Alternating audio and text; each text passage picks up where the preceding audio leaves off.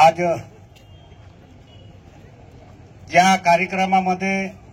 खास करून नाशिकहून आलेले सिंग साहेब आणि ज्या मुलीने आपल्याला सर्वांना सांगून दाखवलं की मी 20 रुपयाचे टी शर्ट घालून मी आली होती, पण आज आपला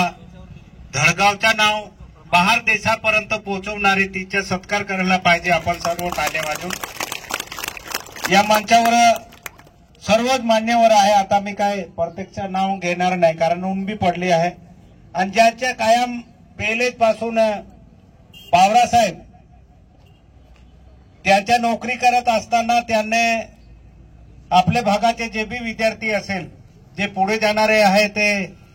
त्यांनी फोटो लावून ठेवले आहे कमी ज्या ज्या मुलाला मदत केली आहे आणि जे सरांकडे गेल्यानंतर ते 1 नंबरवर आले, त्याने कोण कलेक्टर बनले कोणी काय बनले हा ऐसी एक तर दुसरे म्हणजे खालचे अधिकारी बनवले असं त्यांचे मत आहे। आपल्या भागात आम्ही इथे बसत असताना पावरा साहेबने सांगितलं की दादा एक असं 400 मीटरचा एक जागा आपण एक निवडावा आणि त्याच्यामध्ये आपण हे जे कार्यक्रम होता आहे पोरांचा आणि ते करायला पाहिजे। मी या मंचवरून सांगतो आहे इथे धडगाव अक्कलकुवामध्ये कोणतीही ठिकाणी जे चांगली असेल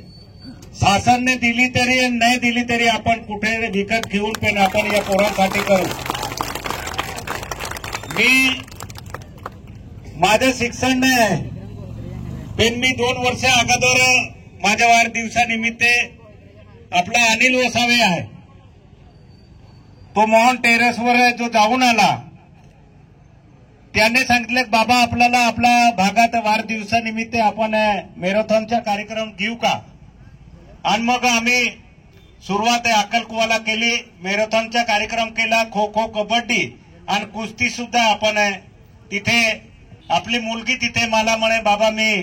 तुमच्याकडे बी आली होती पण आता तू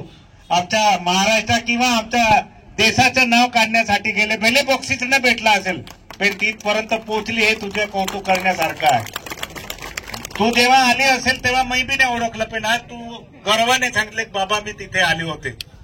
तर म्हणून मागच्या वर्षीही ज्याला नाशिकचा एक मजुरी करणारा